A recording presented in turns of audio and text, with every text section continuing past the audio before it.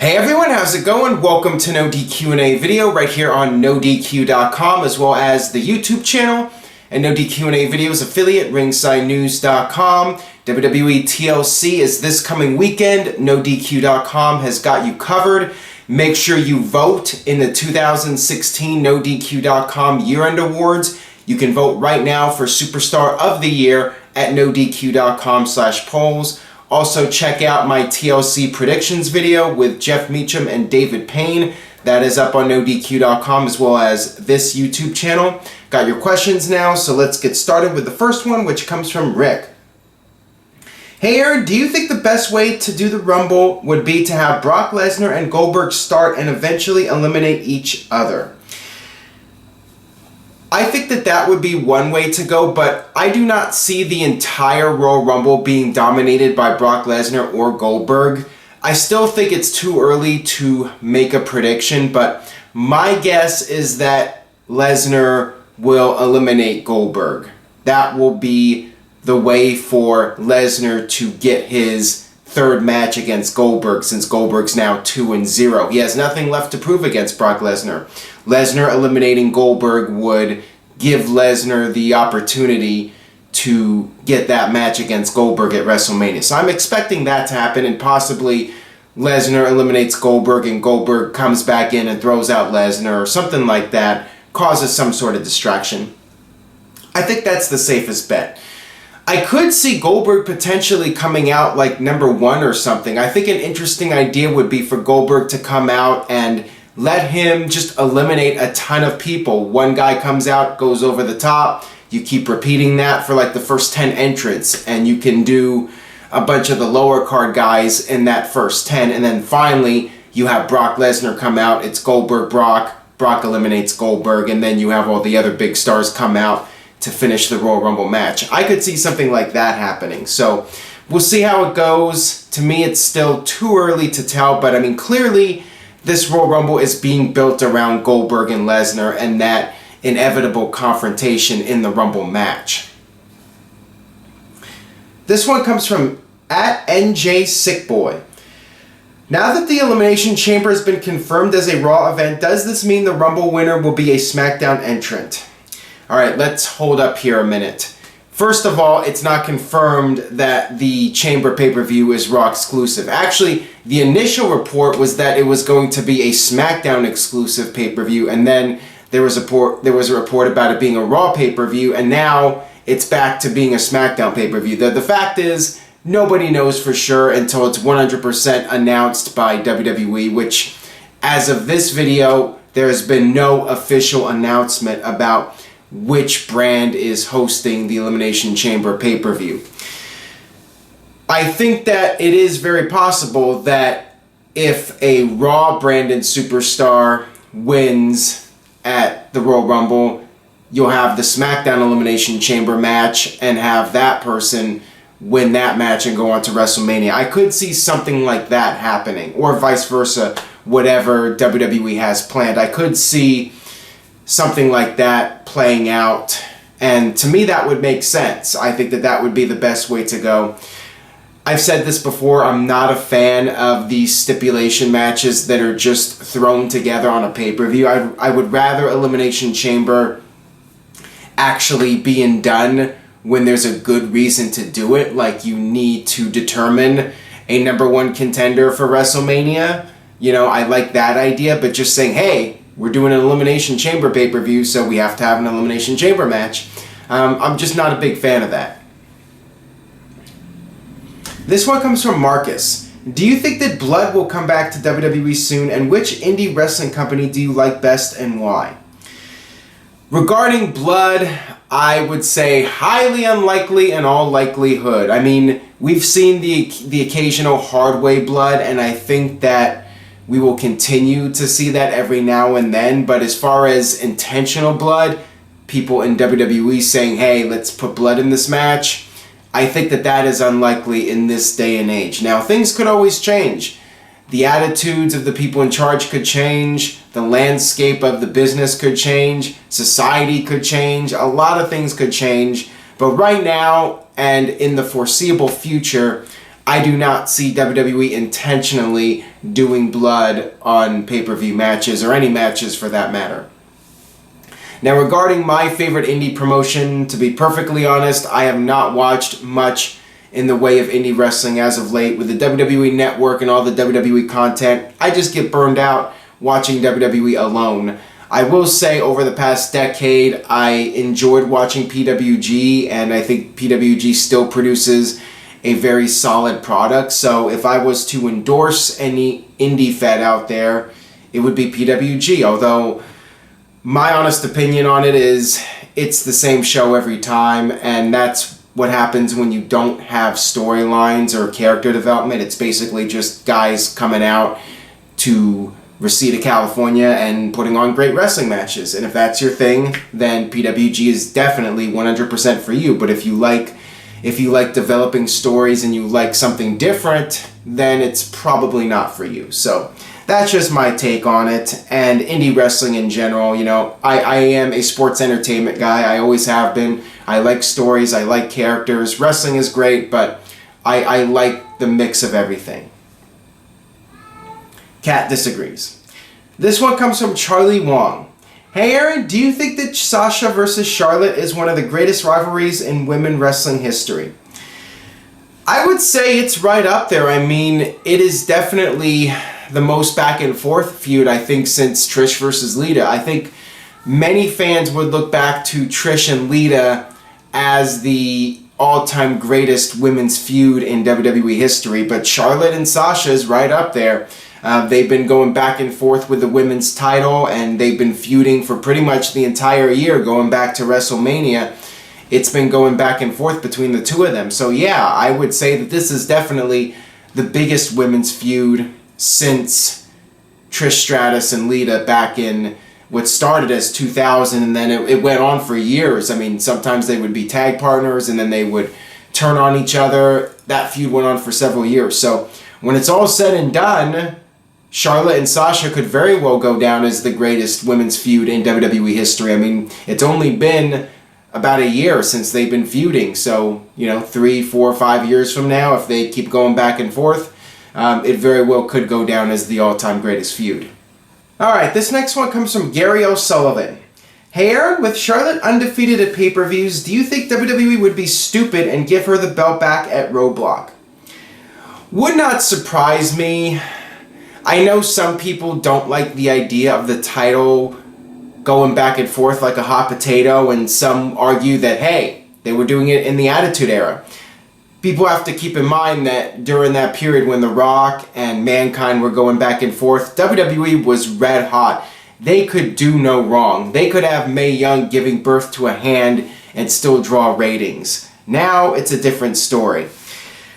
And look at WCW. They were changing hands every single week, and where's WCW now? So when the product is hot, you can get away with that kind of stuff. Now, not so much, but I really don't think it would be the end of the world if Charlotte won the title back. Yes, I think it would be silly. I think it would water down the title, but this idea WWE is trying to present is that these women are so equally matched that it's just a war going back and forth over this title. Some people would like to see other people get involved in the mix. I'm not sure how I feel about it. I'm not sure if WWE should go back with Charlotte. I mean, it's getting too predictable now that Charlotte wins the pay-per-views and Sasha wins on Raw.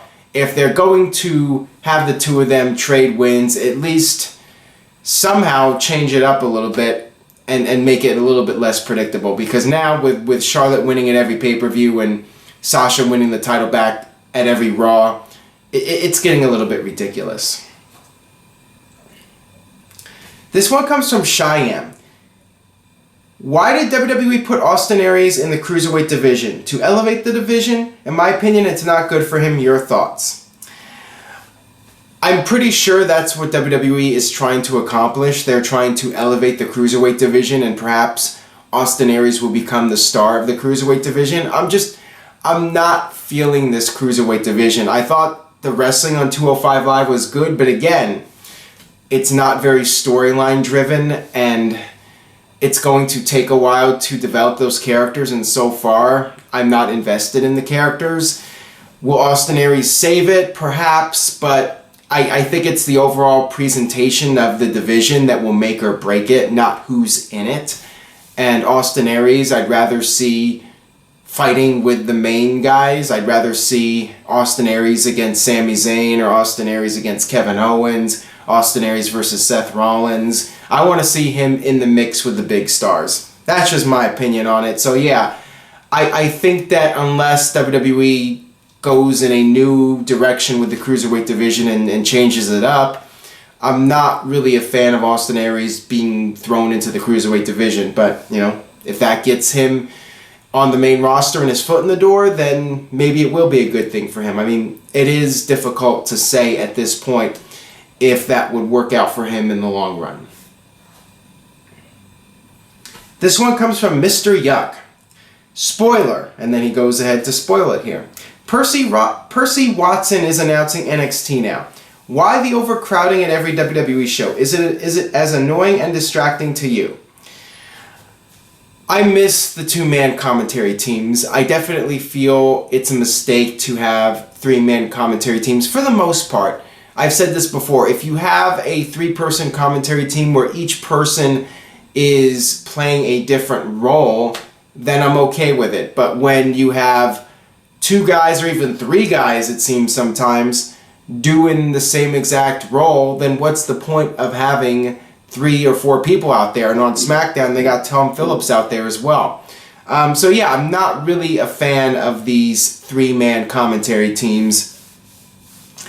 I think two-man commentary teams are ideal, and occasionally you can have a 3-person team if there's a good reason to have a third person there. Like I say this every time, like in WCW, you had Tony Schiavone as the play-by-play guy, Bobby Heenan as the color analyst, and Mike Tenay as the guy with the insider knowledge who would give the background information on the performers, and he would be the professor. So he added something different from what Tony Schiavone was doing, where Schiavone was calling the match.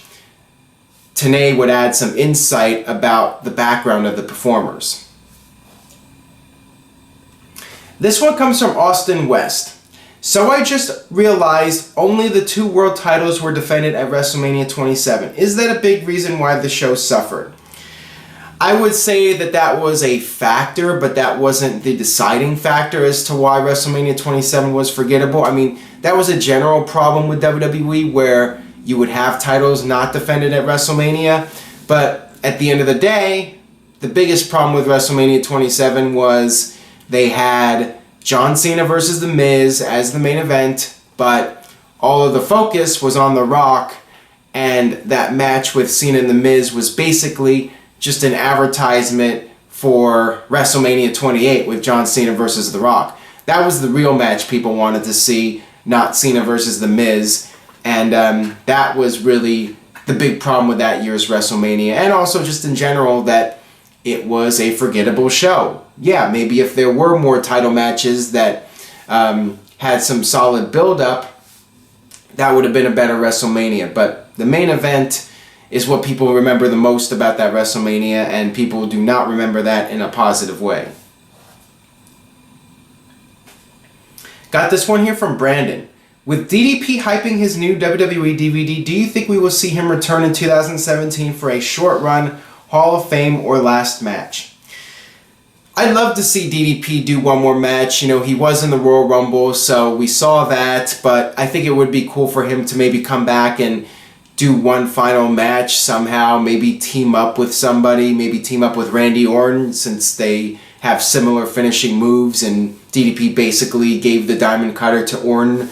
That might be something cool to see, or even the two of them in a match, you know, Randy Orton versus DDP. That would be awesome. I'd love to see it. I'd love to see DDP in one more match if that's something he could pull off. Maybe they could do a tag match to keep him limited in the ring so he could just come in there, hit a Diamond Cutter, and that be it. You know, they might throw him in the Andre the Giant Battle Royal. I could see something like that happening. As far as him going in the Hall of Fame, absolutely 100%. I think he should go in this year. I think it's long overdue. I would definitely do it. I would definitely put him in this year's Hall of Fame class, and if you're putting Vader in there and you're putting Goldberg in there, you know, WCW guys. You could do a WCW themed Hall of Fame, and DDP being in there, that would not be a bad thing. That would be a good thing. Next one comes from Brian. Watching old episodes of the 1996 Raws on the network, do you think that Goldust gets enough credit for his promos? I think Goldust just in general did a great job with that character. I mean, that was the first really edgy character we saw in the WWF before the Attitude Era got started. That was pretty much the turning point where WWE started to move away from the family-friendly characters and they started pushing the envelope. I mean, it wasn't just the promos, but the whole package, the whole presentation of Goldust, from the entrance to the look of the character, to the storylines, you know, the one with Razor Ramon, and then later with Ahmed Johnson, giving Ahmed Johnson mouth to mouth. That was a great storyline. So yeah, I mean, Goldust, the character in general, was just something completely different and unique. And Dustin Rhodes made it his own. He really took that character and ran with it. So that's another character that I definitely feel should be in the Hall of Fame very soon. Maybe in the next year or two. I'd love to see Goldust go into the Hall of Fame. This one comes from Keith. What do you see as a role for Shelton Benjamin in his WWE return? Top spot, mentor, or mid-card? I could see Shelton coming in and having a fairly decent run. I mean, we've seen that guys like Rhino have come back and have done very well. So I could see Shelton maybe getting a run towards the IC title. Maybe Shelton Benjamin versus The Miz, if The Miz is still champion when Shelton comes back.